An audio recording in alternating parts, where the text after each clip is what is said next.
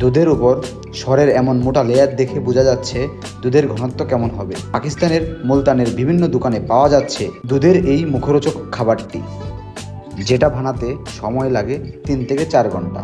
দুধের এমন বড় বড় পাত্রে 150 থেকে 200 লিটার দুধ, তার সাথে মেশানো হয় কাজু, পেস্তা, কেসার সহ আরও অনেক সিক্রেট উপকরণ। দুধ একটু গরম হয়ে উঠলেই তার সাথে মেশানো হয় কাওয়া নামক এক ধরনের তরল মশলা, যা দুধের স্বাদ বাড়িয়ে দেয় অনেক গুণ।